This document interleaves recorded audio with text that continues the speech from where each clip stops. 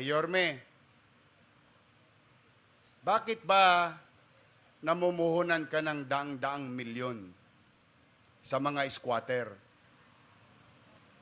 Bilyon-bilyon po ito, ah. Hindi po to birong pera. Hindi po to parang pocho-pocho lang ang halaga. Bakit ka, Yorme, namumuhunan ng bilyon-bilyon sa mga squatter? Mas gusto nilang squatter sila. May nagsabi sa akin noon. Sabi ko, konyatang kaya kita. Sinong gusto maging squatter? Ang nanay ko maabilidad. Thanks to her. Noong kusot at bubog pa lang ng San Miguel ang parola, tumusok siya. May nasilungan kami. Ang problema, nagka-reblocking. Ginawa yung MIP na naging ICTSI, MICT. Lahat yata ng letra. At ginawa yung Pierre, madalit salita. So, tinamaan kami ng reblocking, natira kami sa tahimik. Sino naligo ng swimming pool doon?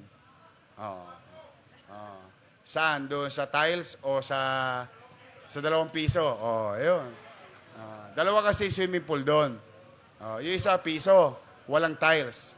Pero, ang maganda sa walang tiles, kasama na hilod. Yan wala doon sa... tanggal ang banil. Natira kami sa tahimik. Nakipisan kami at nang wala nang pambayad ng upa, pinalayas kami. Natira kami sa Mariapayo, Luwalhati, bago dumating ng Lakandula. O nga pala, noong nasa tahimik kami, alam nyo sa kami namamalengke? Sa Sibilya. Pag gusto mo ng karne, di ba, kinatay na, kakatayin pa.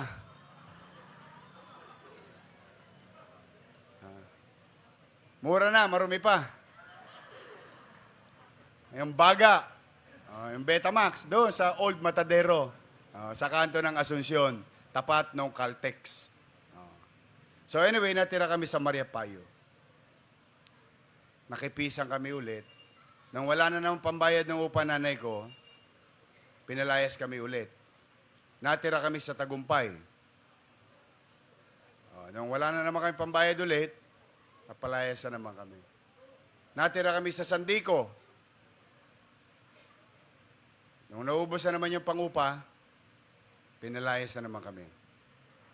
Natira kami sa kanto ng Tuason at Kagitingan kay dating Chairman Jeronimo. Nung wala na kami pambayad ng upa, balot maleta. Natira kami Santo Niño, Moriones. Nung wala na kami pambayad ng upa, pinalayas kami. Nagka-revolusyon. Ginagawa yung Marcos Road. Gusto ko lang ipaalala, ang pangalan niyang Arten, Marcos Road. Ayan yung Coastal Road. From Cavite, Las Piñas, Parañaque, Ross Boulevard, Tondo, Navotas, Malabon, Bulacan, hanggang Bataan. Yan yung plano ni dating President Ferdinand Marcos. Mas kilala niyong Coastal Road. Na nahihinto dahil nagkaroon ng 86 Revolution. Bali ba, kalahati lang yung nagawang highway. Kalahati lang. Sa parte lang ng Bureau. Yung Bureau, parang Bureau of Public Works, adjacent to the port. At yun ang aming malaking banyo.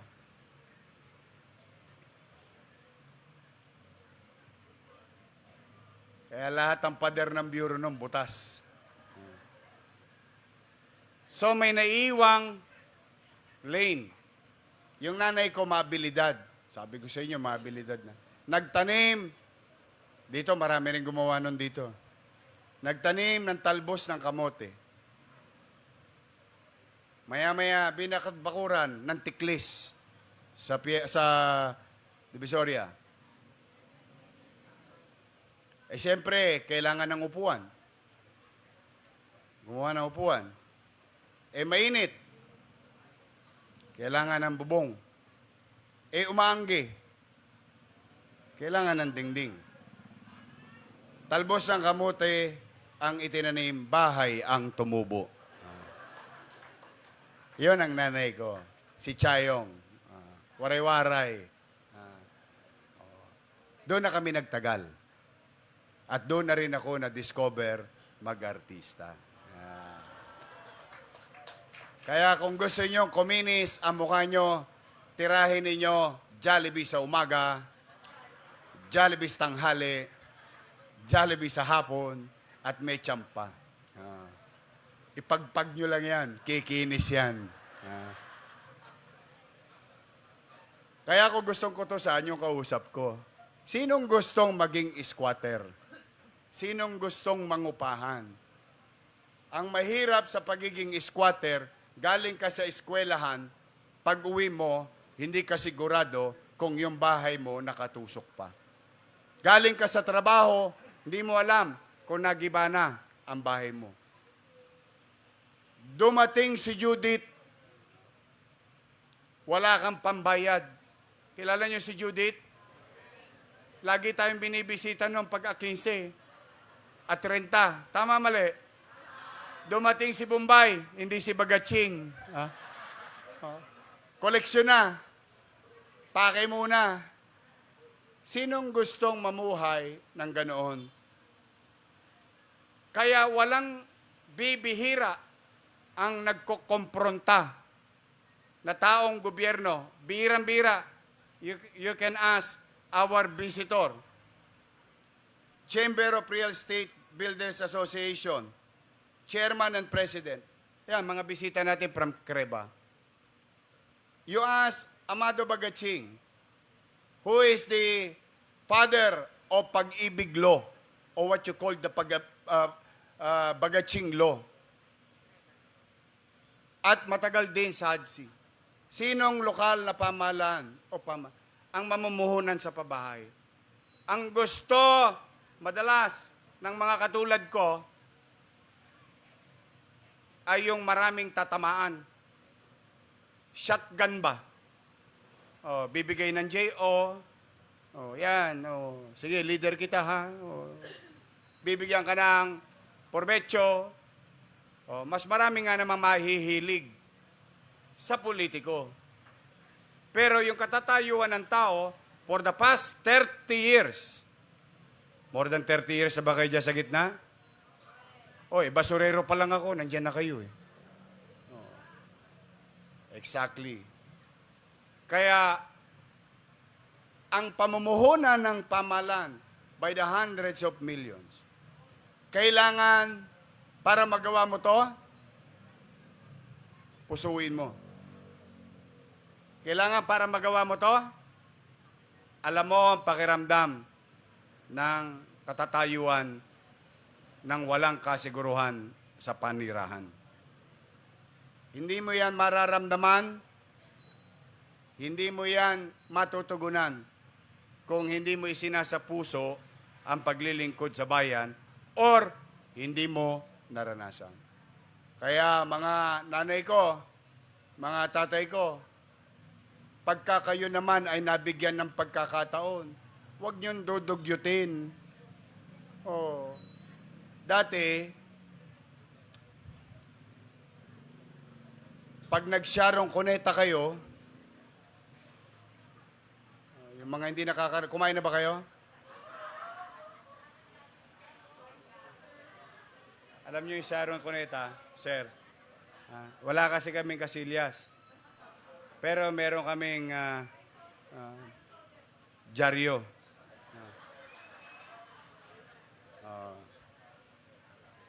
Lagi namin ipinalalangin, sana tibihin kami. Kasi pagka medyo malambot,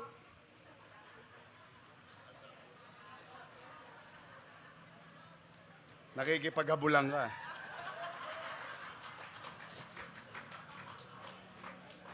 Eh pagka medyo solid, madali lang eh.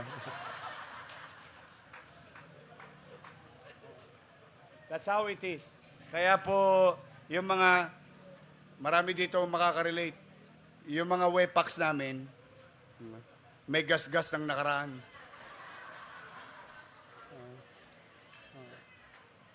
Kaya ang pinakikiusap ko, pag nabigyan kayo, huwag niyong dugyutin. Dati-rati, ninyanyangga nyo lang dito sa kalsada. Ngayon, ang ganda eh.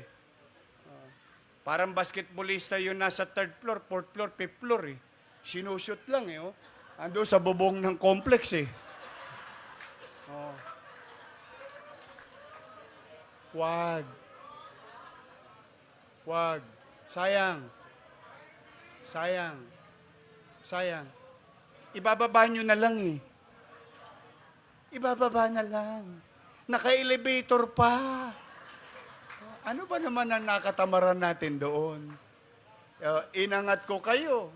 Itinaas ko ang kalidad ng katatayuan ng pamumuhay ninyo. Kaya lamang, hindi naman ako nandiyan ng 24 oras sa nangka nyo, sa wakali nyo. Ang pagtataguyod sa buhay at pagangat sa buhay ay may pagangat din sa kaisipan. Yung mindset. Saan ka nakakita? Sila binabaha. Ikaw. Musta kayo dyan, Brad? Di ba? I mean, sayang. Sayang. I can only do so much. But if you will not change among yourselves, pag hindi kayo nagbago sa inyo mismo, para sa pamilya ninyo, wala na makapagpababago sa inyo. Kasi sayang. Sir, katuwaan lang. Ito kreba, talaga sanay sila sa construction. 42 square meter, 2 bedroom, Manila. Magkano ang construction cost sa commercial? 4, 5 million? 5 to 6 million pesos. Ako, basurero. Ako, sidecar boy. Mabuhay na ako ng pangmahabaan. Hindi ko maiipon yung 5, 6 million. Mamatay ako. Mabubuhay ako ulit. Hindi ko pa rin maiipon yung 5 to 6 million pesos. Pero ito, nagkaroon ng isang gobyerno na pinamumunuan ng batang dating nakaranas ng katatayuan namin ngayon. Ipinagmalasakit kami. Mangyari, pababayaan ko pa ba yung pagkakataon na yan? Hindi naman ako titigil. May awa ang Diyos. Binondominium 1. Di binondominium 2 ngayon. Malay mo, may binondominium 3. May binondominium 4. Pati mga nakatira doon sa gilid ng ilog sa ilalim ng tulay na ilang beses nang nasunog, nakita nyo yung katatayuan nila doon. Ha? Ano doon? Araw na dadaanan ko yan. Hindi ko yan ikinikipit balikat lang. Kaya lamang, sa hirap ng pananalapi ng lungsod. Pero makikita ninyo, hirap na hirap na tayo. Bakit halos kalahating bilyon mapupunta sa squatter? So-called squatter. Mapupunta sa mahirap. Bakit kayo naging prioridad? Kasi sinabi yan ni Magsaysay.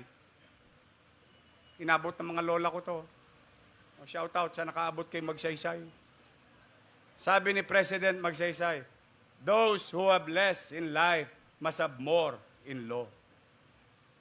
Kaya, ipinakikiusap ko, mga taga-binondominium mo, babaan nyo na lang. Total, wala naman ng HS kayong dala. Kasi may banyo na. Nyanyanggay mo, patubig-tubig ka pa ngayon. Dati nga, dyaryo lang, nagkakatalo kayo eh.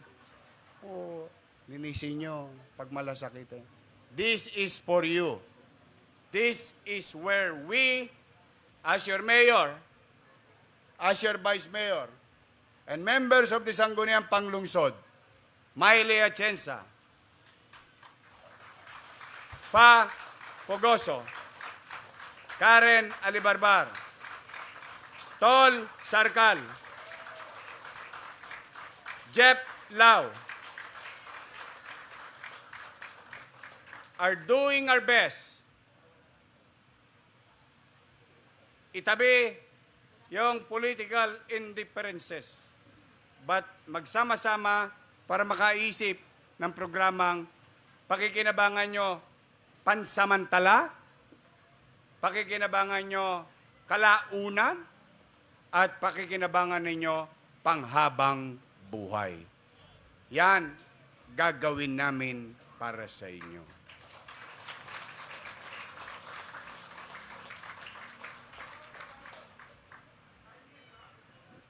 9 years, nagsabi na ako kahapon eh. Inuurot nga ako kahapon eh. Wala